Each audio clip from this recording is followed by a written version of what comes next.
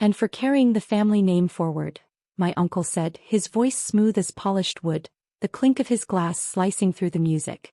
"My name is Eleanor Wright, I'm 34. When did love start coming with price tags and faith become a weapon?" The ballroom smelled like roses and warm bread. Crystal lights hung low, catching on sequins and smiles that didn't quite reach the eyes. I stood beside my husband, fingers locked too tight as my uncle handed my cousin a thick check. $50,000. I saw the number from where I stood. Everyone did. Then he turned to me. He smirked just a little and placed a thin white envelope in my palm. It felt lighter than air. Lighter than respect. Inside was a printed prayer, folded with care, and a small note written in his neat, unforgiving hand. "Faith is worth more than money." A few people laughed, unsure. Someone coughed.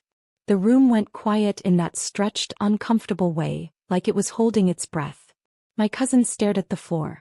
My uncle laughed softly, pleased with himself. I looked at the envelope again. White. Clean. In that silence I understood something cold and simple. This wasn't about generosity. It was about control, and tonight he thought he still owned me. I didn't move right away. The envelope rested in my hand like it was waiting for me. Paper shouldn't feel smug, but somehow it did. Applause tried to start again. Weak. Polite. My uncle lowered his glass and leaned back, satisfied, already turning to greet someone else. As if I had been handled. As if I was done. The band whispered into their instruments, unsure whether to play. My mother's smile had frozen in place. My aunt dabbed her lips with a napkin she didn't need. From somewhere behind me a woman murmured, "Oh my," the way people do when they're witnessing something they'll pretend not to remember. I stepped away from my husband's side. My heels sounded too loud on the floor. Each step echoed. I could feel eyes following me, brushing against my back like static. I reached the stage and turned around. Up close I could see it clearly now. My uncle's confidence wasn't confidence at all. It was habit. 12 years of living comfortably inside something he never checked the locks on. I set the envelope down on the podium. Then I opened my folder. The papers inside were heavier. They always had been. "Since gifts are being compared tonight," I said, my voice calm enough to scare even me, "I thought I'd share mine." The room leaned forward without realizing it. Chairs creaked. A fork slipped from someone's hand and hit the floor with a sharp, lonely sound. I placed the papers on the table between the champagne flutes. They didn't flutter. They didn't shake. They lay flat, obedient, like they had been waiting for this moment longer than I had. My uncle squinted, still smiling. "What's this?" he asked lightly, like he already knew the answer and expected it to be small. I slid the top page toward him. The word deed sat at the top, bold and unapologetic. Beneath it, an address everyone in my family recognized.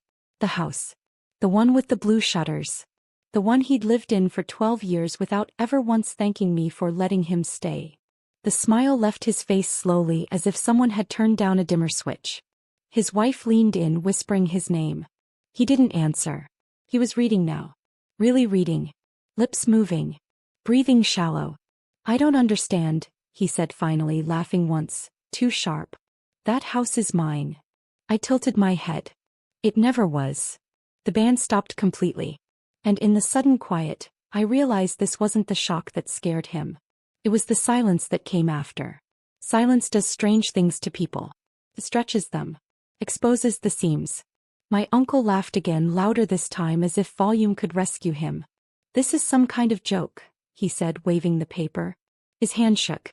He tried to hide it by folding the page, then unfolding it again. The deed refused to cooperate. I could hear the air conditioner hum. The clink of a glass being set down too hard. Somewhere near the back, a child asked her mother why no one was dancing. "It's not a joke," I said. I kept my hands on the podium. Grounded myself. "It's a document. Signed. Filed. Dated." His wife's fingers tightened around his arm. "You told me," she whispered. He pulled away from her like she'd burned him. My cousin finally looked up. Our eyes met for half a second. His wasn't anger. It was relief. That surprised me more than anything. "You've been living there rent-free," I continued, still calm, still steady, "because I allowed it. Because I believed family meant something." My uncle's face reddened.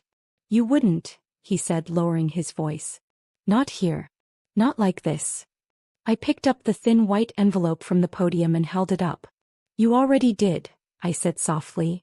His mouth opened then closed. For the first time that night my uncle looked small. Not embarrassed, exposed. You're ungrateful, he said finally, the word landing flat. After everything I taught you. After all the prayers I said for you. A familiar script. Old lines. He'd used them my whole life. I nodded once like I was accepting directions. You taught me paperwork, I said. And patience. A ripple moved through the room. Not applause. Something quieter. Understanding. I turned a page in the folder. The sound was clean. Deliberate. I paid the taxes. Every year. I handled the repairs. I signed the insurance. You signed nothing. His wife's face went pale as paper. We put money into that house, she said, almost pleading. I know, I replied. You remodeled my kitchen. That did it. The whispering started then. Not loud but everywhere. Chairs angled. People leaned closer. The community he loved performing for was recalculating him in real time. My uncle slammed the deed onto the table. You're doing this to humiliate me. I met his eyes.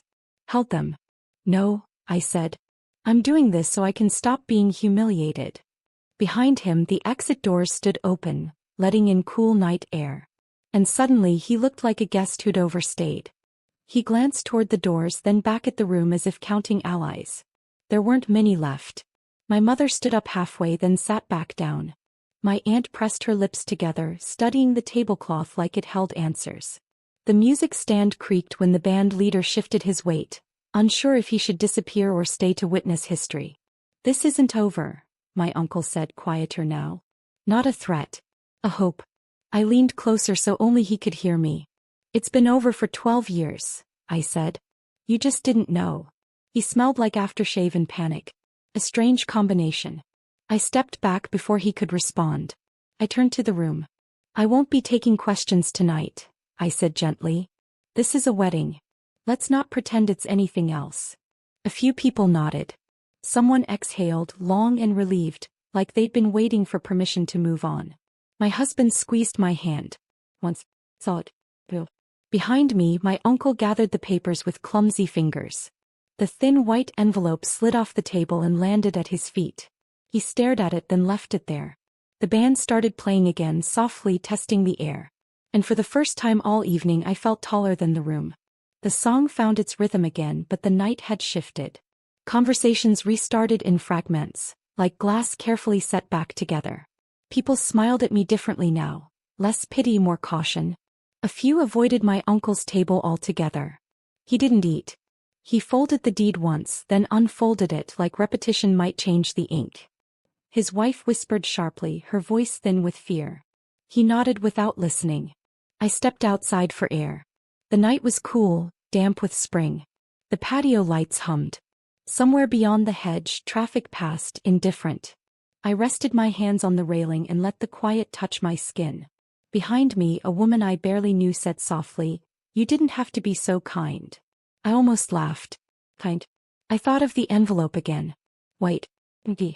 Still on the floor where he'd left it. Inside the ballroom, my uncle finally stood. He scanned the room once more, searching for something. Approval, maybe. Or forgiveness. He found neither. Instead, he found me watching through the glass. Our eyes met. No anger now. Just understanding. Tomorrow the paperwork would move. Notices would be sent. Locks would change. Nothing dramatic. Just final. Tonight, though, he was still here. Still breathing borrowed air. And I realized something as the music swelled behind him. This wasn't the end. It was the moment before the door closed.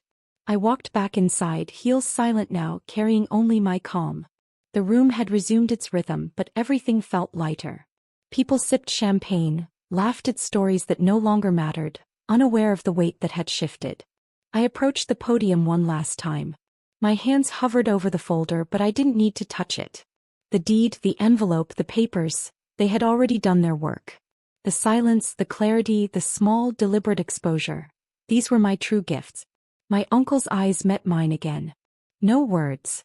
Only the recognition that the rules had changed. His empire of assumptions, his self-made authority, had dissolved in something far more effective than anger or confrontation.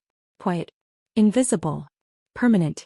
I stepped aside, letting the music carry the room forward. My husband squeezed my hand and I let myself smile. Not a triumphant smile, not a gloating one, but a serene, anchored smile. Faith, money, pride, none of it had the final word. I did. As I left the stage, the thin white envelope remained at his feet. Untouched. A silent witness to the reckoning that needed no applause. My cousin looked at me, a mixture of awe and relief, and I nodded. The balance had been restored. I exhaled into the warm spring night, feeling the world right itself in ways my uncle would never forget. And for the first time in 12 years I felt unshackled, whole, and quietly victorious.